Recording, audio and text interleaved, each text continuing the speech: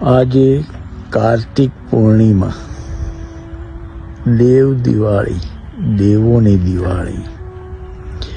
આજે ભગવાન શિવજીએ ત્રિપુરાસુર નામના રાક્ષસનો વધ કર્યો અને એ રાક્ષસનો વધ કર્યો એટલે દેવી દેવતાઓ ખુશી મનાવવા માટે ભેગા થયા. એ દેવ દિવાળી. આજે એવું કહેવાય કે બનારસના બધા ઘાટ ઉપર દેવી દેવતાઓ અચૂક આવે. માન્યતાઓ છે બધી. ત્રિપુરાસુરનો વધ કર્યો એટલે આ કાર્તિક પૂર્ણિમાને ત્રિપુરારી પૂર્ણિમા પણ કહેવામાં આવે.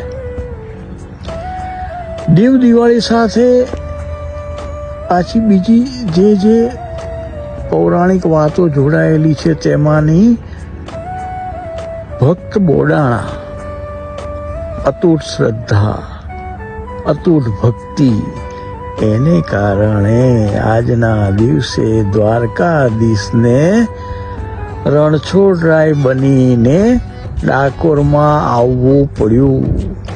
વાહ વાહ ભાઈ વાહ, જય રણછોડ. કેવી સરસ બધી વાતો જોડાયેલી છે. આજના દિવસે વિષ્ણુ ભગવાનને ધર્મ અને વેદોની રક્ષા કાજે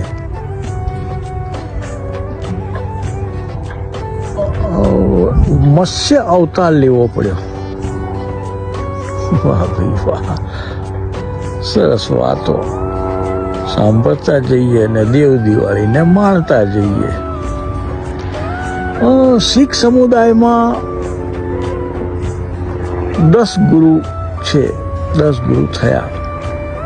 તેમાંના પ્રથમ ગુરુ જેને દેવ માનવામાં આવે, જેને દેવ છે એમ કહેવામાં આવે, તે ગુરુદેવ નાનકજીનો પણ આજે જન્મદિવસ. નાનકજીએ એક સરસ સૂત્ર આપ્યું, એક ઓંકાર એટલે એક ઈશ્વર, એક ભગવાન, બધાનો એક જ ઈશ્વર અને એક જ ભગવાન. અત્ર તત્ર સર્વત્ર એ ભગવાન છે, એ બધાનો પિતા છે.